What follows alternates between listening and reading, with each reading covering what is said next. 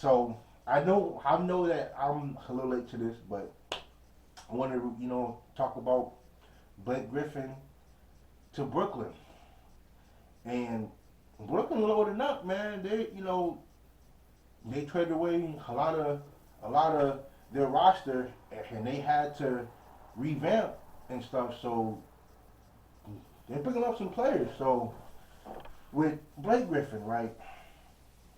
He's definitely. I mean, I believe everybody knows that Blake Griffin ain't the same player that he once was. Like his first 5 seasons that he actually played, he was an all star.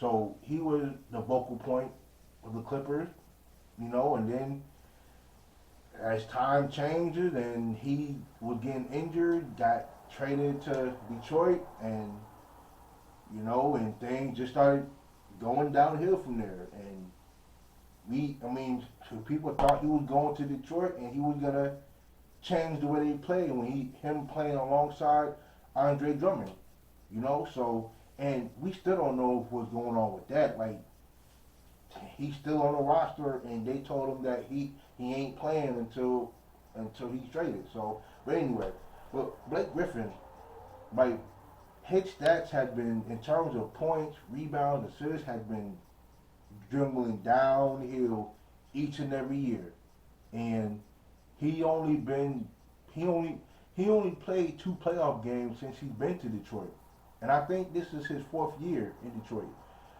and he's in his 30s now. He don't jump as high as he used to. He's not a good shooter. He's not a great rebounder. He's not a defensive player, and I don't. Who is Blake Griffin? Like, he hasn't been relevant in the last 3 years or so. So I mean, we all know that he's there to be the backup of Kevin Durant and all of them, and he playing alongside his old teammate DeAndre Jordan, which DeAndre Jordan ain't the same player he was either. So you got two former leapers who are now playing in a decreasing role, especially Blake Griffin. Like, it's sad. I'm happy that he will finally play for a contender that actually has a chance to win a championship.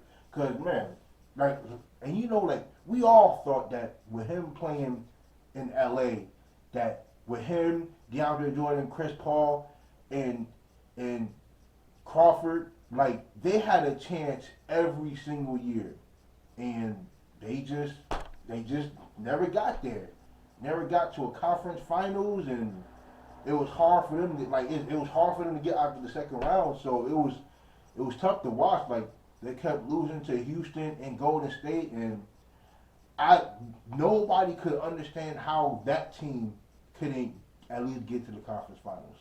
But I don't know if it was a curse that they had, but I don't know, man. Like, so for me, for everybody to see Blake Griffin and where he is now, it's different and it's shocking. And I think he could be somewhat of a help, for Brooklyn, but you know, he probably won't play no more than 20, 25 minutes. Now, I will say this though, if they're talking about playing a small lineup like Golden State did, then he could probably play the center.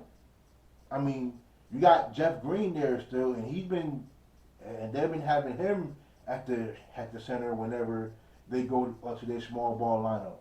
Now, I will say this though, if Blake Griffin can score 12, 14 points a game, along with Joe Harris and Jeff Green and Bruce Brown getting 8 points, then Brooklyn may have something.